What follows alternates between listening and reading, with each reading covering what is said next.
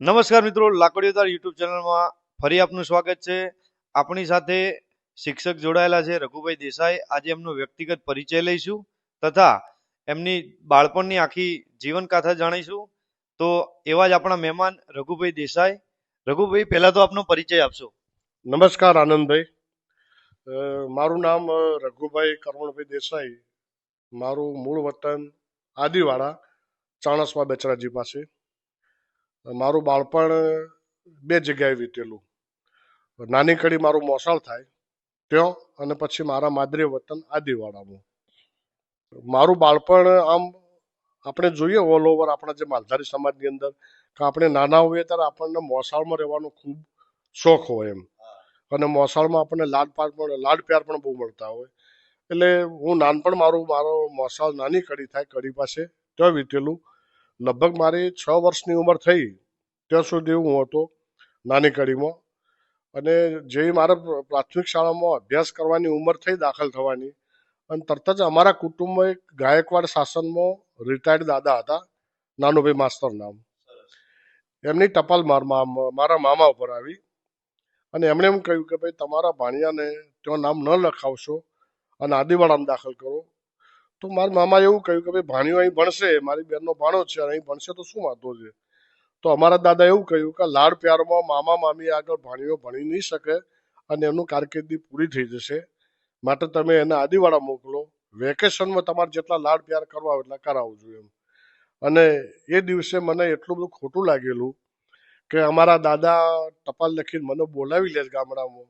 પણ આજે હું એ દાદાનો આભાર માનું છું કે જો એ સમયે ટપાલ ના આવ્યું હોત તો આજે કક્ષાએ છીએ એ કક્ષાએ કદાચ હું ન હોત એમ.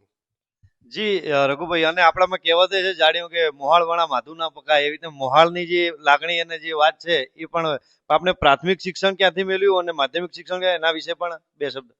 જી આનંદભાઈ, અમે એવું છે કે મારા જે નાના હતા, આપણે તમારી ભાષામાં આપણે એને ભા કહીએ, મારા મામાના ફાધર ચહોરભાઈ નામ હતું અને એમનું ખાખરિયા પરગણામાં કડી વિસ્તારમાં સારું એવું નામ હતું. આપણી ભાષામાં આપણે એને પંચાયત કહીએ છીએ. અને બહુ સુખી સાધન સંપન્ન પરિવાર હતો. એટલે ત્યાં તો આપણને એમના તરફથી સંસ્કારો પણ મળેલા, મહેમાન નવાજી પણ જોયેલી. અને કોઈ દિવસ એવો બાકી ના હોય કે મારા નાનાના ઘરે એકાદ મહેમાન ન હોય. મહેમાનોની ચલમો પણ ભરી આપતા, એમની પથારી પણ કરતા.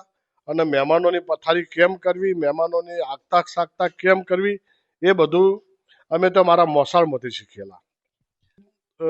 મારું બાળપણ નાની કડીમાં પૂરું થાય છે અને 6 વર્ષની ઉંમરે મારા આદિવાડા રહેવા આવવાનું થાય છે.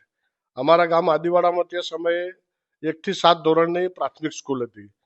એટલે 7 ધોરણનું શિક્ષણ મેં આદિવાડામાં મેળવ્યું. અને એ સમયમાં મારા કાકા પણ ઓલ્ડ એસએસસી પાસ હતા.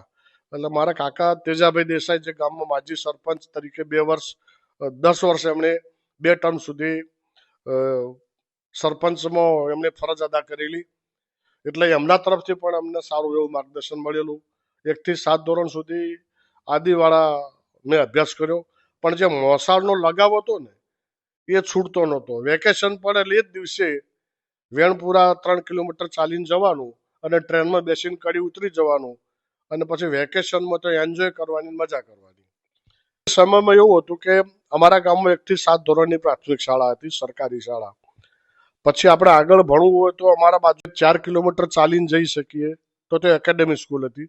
પણ અમારા કુટુંબમાં ઘણા બધા માણસો ગ્રામ ભારતી અમરાપુર, લોક ભારતી સણોસરા ત્યાં અભ્યાસ કરેલો. મારા કાકા ખુદ ગ્રામ ભારતી અમરાપુરની અંદર વિદ્યાર્થી તરીકે ઉત્તર બુનિયાદીમાં રહેલા હતા. એટલે એમણે મને પ્રેરણા આપી કે તારા 8મા ધોરણમાં ઝીલિયા ઉત્તર બુનિયાદી વિદ્યાલય જે ગાંધી આશ્રમ છે એમાં એડમિશન લેવાનું છે.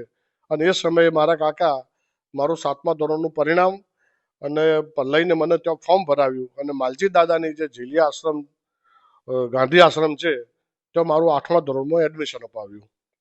અને ત્યાં પછી ઉત્તર બુનિયાદીમાં જે અમારી માધ્યમિકની કારકિર્દી ચાલુ થાય છે. આપણે પશુપાલક અને ખેડૂતના દીકરા તરીકે હતા. મારા બાપુજી પણ ખેડૂત હતા અને ગાયો પણ રાખતા, પશુપાલન પણ કરતા. એટલે એક શોખના વિષય તરીકે ઉત્તર બુનિયાદી વિદ્યાલય ઝીલિયા જે હતી ત્યાં પણ આ જ વિષયો હતા, કૃષિના વિષયો હતા. એટલે ત્યાં હોસ્ટેલમાં રહેવાનું અને હોસ્ટેલમાં જ અભ્યાસ કરવાનો. અને દિવસના 2-3 પિરિયડ આવા આવે કે ત્યાં કૃષિનું કામ કરવું પડે, એમાં ખેતીવાડીનું પણ કામ કરવાનું આવે.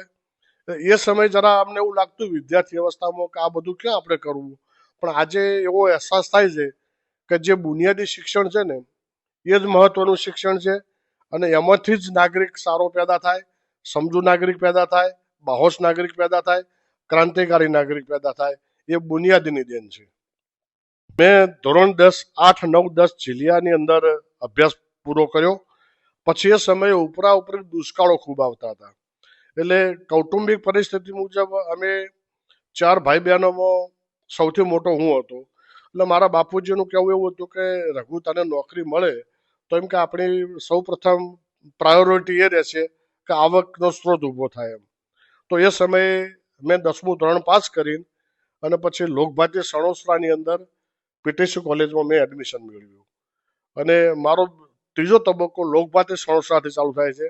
કદાચ આપને ખ્યાલ હશે કે નાનાભાઈ ભટ્ટ અને મનુભાઈ પંચોલી જેવા નામાંકિત માણસોની સંસ્થામાં મને પીટીસી કોલેજ કરવા મળી, અભ્યાસ કરવા મળ્યો. આજે હું ગૌરવ લઈ શકું છું કે આવી જે ગુજરાતની બુનિયાદીની પાયાની કેળવણી આપવાવાળી સંસ્થામાં મારું ઘડતર થયું છે એ બદલ હું ગૌરવ લઉં છું અને એ સંસ્થાનો પણ આભાર માનું છું. આપણે અભ્યાસ કર્યો તથા પછી આપણે શિક્ષકની જે નોકરીની વાત કરી છે તેમાં આપને પ્રથમ શિક્ષક બની અને કઈ સ્કૂલમાં તમે ગયા અને કઈ રીતે બાળકો સાથે ભણવાનું એ જરા વિશેષ સમજાવો તો. સરસ. જેવું મારે પીટીસી કોલેજ પૂરી થઈ ગઈ એટલે અહીં ચાંદખેડા અમદાવાદની પાસે જગતપુર ગામ છે, ત્યાં એક આશ્રમ શાળા નવી બનેલી. અને મારા એક રિલેટિવ સંબંધીએ કહ્યું કે અહીં એક શિક્ષકની જરૂર છે અને આશ્રમ શાળા છે, એમાં તમારે ટેમ્પરરી આવવું હોય તો આવી જાઓ. એટલે આપણે એ સમયે આવકની જરૂર હતી અને મેં તરત જ નિર્ણય કર્યો. અને જે જગતપુરની અંદર આશ્રમ શાળા છે, આશ્રમ શાળામાં મેં લગભગ 1 વર્ષ ને 4 મહિના સુધી ફરજ બજાવી. પછી પીટીસી કરેલાઓની જે જાહેરાતો પડતી હતી એની કચ્છ જિલ્લા પંચાયતની જાહેરાત પડી અને મેં કચ્છમાં એપ્લાય કરી અને કચ્છમાં મારો નંબર લાગી ગયો સરકારી શિક્ષક તરીકે. અને એ પણ એક કુદરતની દેન માનો ધ્રંગ જેવું ગામ મળ્યું. કદાચ તમે ઇતિહાસમાં જોયું છે કે સંત મેકરણ કચ્છમાં એક બહુ મોટા સંત બની ગયા. લાલીઓ અને મોતીયો નામનો કૂતરો અને ગધેડો રાખતા અને રણમાં પાણી આપતા અને ભૂખ્યા માણસોનો રોટલો આપતા. એ સંત મેકરણની જે ભૂમિ હતી એ પવિત્ર ભૂમિની અંદર 8/3/1985ના દિવસે મારે ત્યાં હાજર થવાનો મોકો મને મળ્યો. અને એ વિસ્તાર એટલે આહિર પટ્ટી વિસ્તાર કહેવાય. આજુબાજુના 48 ગામો આહિરોના છે. એ આહિર કોમ્યુનિટી એટલે આપણા માલધારી રબારી જેવી જ કોમ્યુનિટી, એમના વ્યવહાર તહેવાર પણ આપણા જ જેવા હોય. અને એ ગામડાઓમાં મને રહીને ઘણું બધું શીખવા મળ્યું, સારા સંબંધો વિકસ્યા. અને પ્રથમ તો ગૌરવ લઈ શકું કે પ્રથમ જોબ, સરકારી જોબ જે મને ધ્રંગ ગામમાં મળી, મેકરણ દાદા જેવી પવિત્ર ભૂમિમાં મળી, એનો પણ મને ખૂબ ગૌરવ છે. જે 1985 આપણે શિક્ષકની નોકરી ચાલુ કરી પછી પારિવારિકમાં તમે લગ્ન જીવનનું વિશેષ જણાવજો અને ત્યાંથી આપની બદલી થઈને કયા વિસ્તારોમાં બદલી થઈ, પછી ત્યાંથી રિટાયર્ડ થવા સુધીની જે સફર છે એના વિશે પણ જણાવજો. જી આનંદભાઈ, એમાં એવું છે કે પારિવારિક પરિચયમાં એવું છે કે બહુ નાનપણમાં મેરેજ થઈ ગયા હતા. પણ આપણો સમાજ જેને કહેવાય હોશિયાર સમાજ કહેવાય. નાનપણમાં મેરેજ થતા પણ જે આણા સિસ્ટમ છે ને પુખ્ત ઉંમરે થતી. એટલે લગભગ મારી 7 વર્ષની ઉંમરે મારા મેરેજ થઈ ગયેલા. પણ આણાની સિસ્ટમ છે ને એ લગભગ 21મા વર્ષે થયેલી. પછી હું મારા ધર્મપત્નીને કચ્છમાં મારી સાથે જોબ માટે લઈ ગયો. મારા ધર્મપત્નીનું નામ ઈશાબેન દેસાઈ, કે જેમણે ગામડું બિલકુલ જોયેલું નથી. અમદાવાદની અંદર એમનો જન્મ થયેલો, તમામ ભાઈ બહેનોનો એ લોકોનો. અને એમને પ્રથમ વખત ધ્રંગ ગામ જોયું એટલે એમના મનમાં એવો ખ્યાલ હતો કોઈ મોટું શહેર હશે, અહીં થિયેટર હશે, બાગ બગીચા હશે અમદાવાદ જેવા. પણ એ તો 200 ઘરનું નાનું ગામડું હતું. પણ ધીમે ધીમે પછી એમણે ત્યાં બહુ સરસ બેનપણીઓ બનાવી. આજની તારીખમાં પણ એ આહિર પટ્ટીના આજુબાજુના ગામડાઓના કોઈ સામાજિક પ્રસંગો હોય તો મારા કરતા મારી મિસિસ પર વધારે ફોન આવે છે અને આમંત્રણ આવે છે એમને. એવું હતું કે પરિવારમાં સૌથી મોટો હું હતો. એટલે આપણા માથે પારિવારિક જવાબદારીઓ પણ હતી, સામાજિક જવાબદારીઓ પણ હતી અને એક સરકારના નોકર તરીકે, ચાકર તરીકે, કર્મચારી તરીકે પણ જવાબદારીઓ હતી. એટલે મેં કચ્છની અંદર લગભગ 10 વર્ષ નોકરી કરી અને પારિવારિક જવાબદારી નિભાવવા માટે પછી મેં ડીસા તાલુકાના જેડા ગામે 96ની સાલમાં મારી ટ્રાન્સફર થઈ અને જેડા ગામની અંદર લગભગ મેં સીઆરસી કોઓર્ડિનેટર તરીકે 16 વર્ષ નોકરી કરી અને ત્યાંથી પછી ટ્રાન્સફર કરાવીને પાટણની નજીક આશેડા ગામ છે એ આશેડા ગામમાં મારી ટ્રાન્સફર થાય છે અને હું આશેડામાં 10 વર્ષ નોકરી કરી અને 10 વર્ષની નોકરી કરીને 2022માં હું શિક્ષક જેવા પવિત્ર વ્યવસાયમાંથી નિવૃત્ત થયો.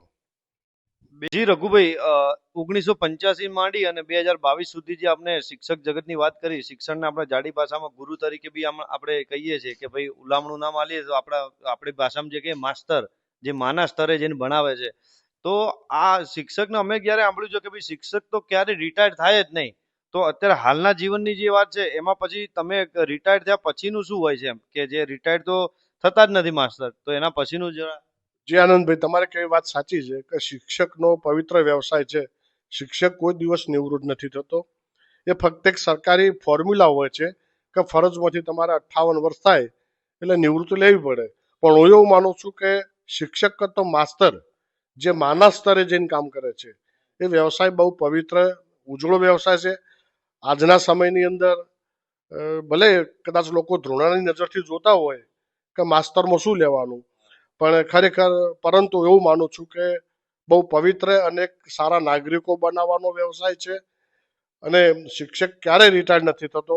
હું રિટાયર થયા પછી ઓલ ઇન્ડિયા કોંગ્રેસ રાષ્ટ્રીય કોંગ્રેસ સેવા દળના અધ્યક્ષ સન્માન્ય શ્રી લાલજીભાઈ દેસાઈના પરિચયમાં પહેલા તો હતા જ, પરંતુ નિવૃત્ત થવાના લગભગ 15 દિવસ પહેલા મને એવું કહ્યું કે રઘુભાઈ ક્યારે તમે નિવૃત્ત થાઓ છો? તો મેં કહ્યું કે સાહેબ 22ની સાલમાં હું નિવૃત્ત થાઉં છું 15 દિવસ પછી. તો મને એમણે કહ્યું કે તમે નિવૃત્ત થાવ તો જરા મને કોલ આપજો એમ.